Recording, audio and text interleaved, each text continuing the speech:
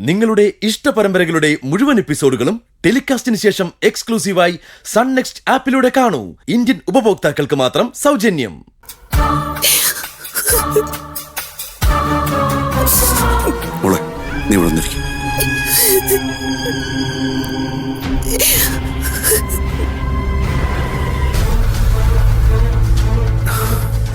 മോളെ, ഞാൻ നിന്നോട് തെറ്റ് ചെയ്തിട്ടുണ്ടെന്ന് നീ കരുതുന്നുണ്ടോ?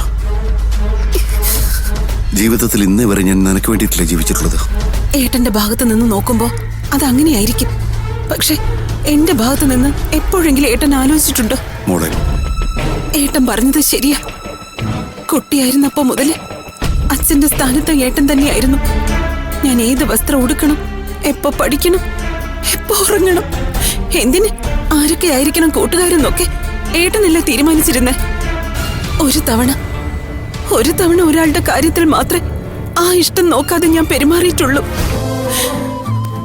അതിനെനിക്ക് കൊടുക്കേണ്ടി വന്ന വിലയോ ഏട്ട. ശരിയാ മോളെ, നീ പറയുന്നൊന്നും ഞാൻ തള്ളിക്കളയുന്നില്ല. അന്നത്തെ കാലത്ത് കുടുംബത്തിന്റെ അന്തസ്സും അഭിമാനവും മറ്റെന്തിനേക്കാളും വലുതാണെന്ന് ഞാൻ കരുതിപ്പോയി.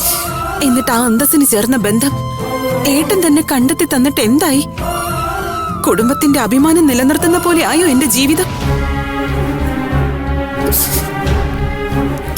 നിന്നോട് എന്തു പറയണമെന്നോ സത്യത്തിൽ എന്ത് സംസാരിക്കണമെന്നോ എനിക്കറിയില്ല. പക്ഷേ ഒരു കാര്യം മാത്രം ഏട്ടൻ അപേക്ഷിക്കുകയാണ്. നീ ഇനിയും അലക്സിനെ കാണാൻ പോകരുത്. അച്ഛൻ എന്നെ വന്ന് കണ്ടിരുന്നു. ആ കുട്ടിയെ അയാളങ്ങോട്ട് കൊടുത്തു വിട്ടുന്നല്ലാതെ അവളിപ്പോ എവിടെ ഉണ്ടെന്ന് സത്യമായിട്ട് എനിക്കറിയില്ല. എന്തിനാ ഏട്ടാ ഈ കല്ല് വെച്ച നുണ? ആ ഫോട്ടോ ഏട്ടൻ തന്നെയല്ലേ എനിക്ക് കാണിച്ചു തന്നത്?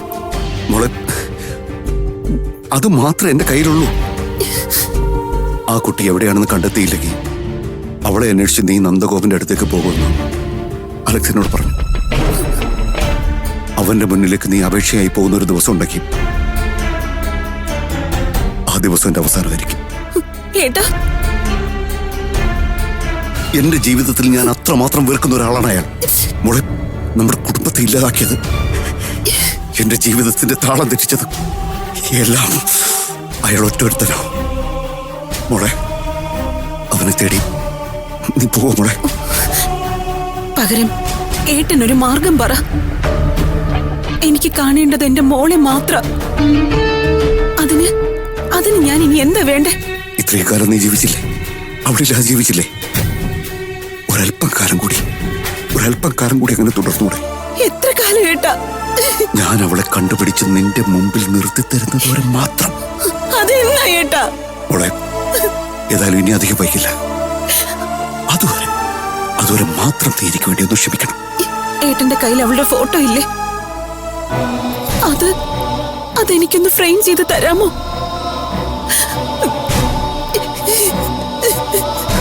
മോളെ, എന്താ ഇത്? കരയില്ലേ?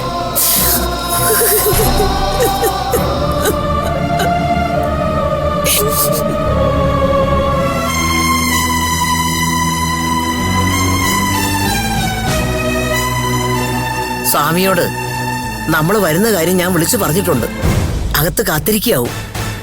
ഇവിടെ ഇനി എന്ത് പുകിലാണാവോ കാത്തിരിക്കുന്നേ? ഈ സ്വാമിജി എങ്ങനെയുള്ള ടൈപ്പാണോ എന്തോ.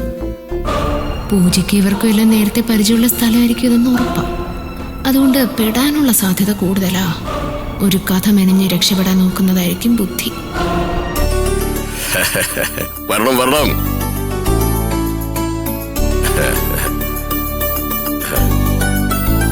എന്താ പൂജ, സുഹൃത്തല്ലേ? ഇരുന്നാട്ടെ.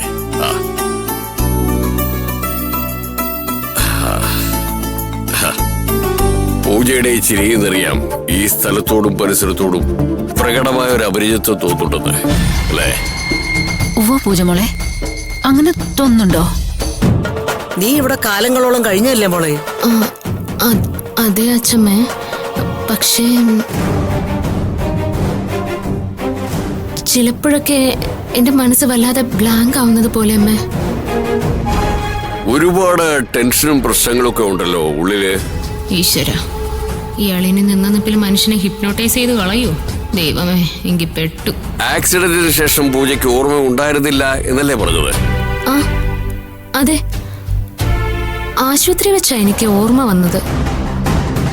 അപ്പോ നീണ്ട കുറെ ദിവസങ്ങളിൽ പൂജയ്ക്ക് ഓർമ്മയില്ലായിരുന്നു അല്ലേ? ആ അതെ. അതെ. ആക്സിഡന്റിന് മുമ്പുള്ള ഏതെങ്കിലും കാര്യങ്ങൾ ഓർമ്മയുണ്ടോ പൂജയ്ക്ക്? അതായത് എങ്ങനെയാണ് ആക്സിഡന്റ് നടന്നത്, അതിന് തൊട്ടു മുമ്പ് പൂജ എന്ത് ചെയ്യായിരുന്നു, അങ്ങനെ എന്തെങ്കിലും? ഓർമ്മ വരുന്നില്ലല്ലേ? വീട്ടിലെ ആളുകളെ എല്ലാരെയും ഓർമ്മയുണ്ടല്ലോ അല്ലേ? ഓ സ്വാമിജി, എല്ലാരും ഓർമ്മയുണ്ട്. പഴയ കാര്യങ്ങളോ? കൊറേ കാര്യങ്ങളൊക്കെ ഓർമ്മയുണ്ട്. സ്നേഹസദനത്തിലെ കാര്യങ്ങളെല്ലാം ഓർമ്മയുണ്ടോ? ആ ഓ സ്വാമിജി, പ്രിയ അവിടെ എന്റെ കൂടെ ആയിരുന്നല്ലോ. പ്രിയ മാത്രമായിരുന്നില്ലല്ലോ അവിടെ. അല്ല, ഞാൻ പറഞ്ഞതേ ഉള്ളൂ. അപ്പോ ചില കാര്യങ്ങളിൽ മാത്രമാണ് വ്യക്തതയില്ലാത്തത് അല്ലേ? ഈ കിളവനിത് എങ്ങോട്ടുള്ള പുറപ്പാടാ? നമുക്കൊരു കാര്യം ചെയ്യാം. അകത്തെ മുറി ചെന്ന് അല്പനേരം ഒറ്റയ്ക്കിരിക്കാം. ചിലപ്പോ വല്ലതും ഓർമ്മ വന്നാലോ? അയ്യോ, അതൊന്നും വേണ്ട. ചെല്ലുമോളെ, സ്വാമിജി അല്ലേ വിളിക്കുന്നത്? പ്രാർത്ഥനാ മുറിയിലേക്ക് പൂജ വരാത്തൊന്നുമല്ലല്ലോ. വരൂ മോളെ, ചെല്ല്. ഇയാളിന്ന് എന്റെ മനസ്സിലുള്ളത് മുഴുവൻ ചോർത്തിയെടുക്കും, അത് ഉറപ്പാ. പിടികൊടുക്കരുത്. എന്താ ഒരു വഴി? പൂജ വരൂ. ചെല്ലുമോളെ, ചെല്ല്. ചെല്ല് മോളെ.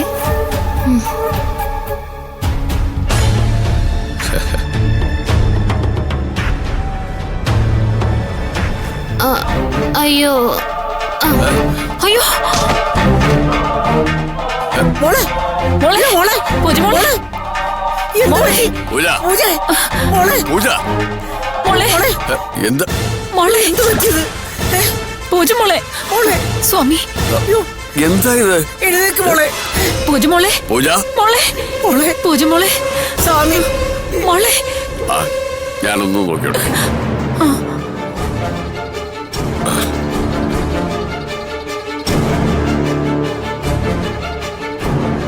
ഓ, എന്റെ ലെൻസ് ഒന്നും വലിച്ചിളക്കല്ലേ സ്വാമി.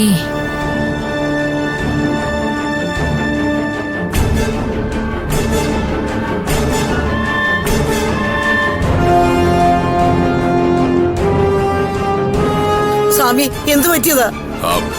പേടിക്കാനൊന്നുമില്ല. എണീപ്പിച്ചോളൂ. മോളെ, എഴുന്നേക്ക്. എനിക്ക് പതുക്കെ. ഉള്ളില് ഒരു ഭയം കയറിയിട്ടുണ്ട്. മോളെ, അതിന്റെ കാരണം നമുക്ക് വൈകാതെ കണ്ടെത്താം. ആ, അത് കുറച്ചു കഴിഞ്ഞേ ബോധം വീഴും. വീട്ടിലേക്ക് കൊണ്ടുപോവാം. പിന്നെ എപ്പോ വരണമെന്ന് ഞാൻ അറിയിക്കാം. പിന്നെ ഇവിടേക്ക് ഇനി എന്റെ പട്ടി വരും. എല്ലാ മനുഷ്യരിലും പലതരം വ്യക്തിത്വമുണ്ട്. അതിലേതാണ് മുന്നിൽ നിന്ന് പ്രവർത്തിക്കുന്നതെന്ന് സാധാരണക്കാർക്ക് അറിയാൻ എളുപ്പമല്ല.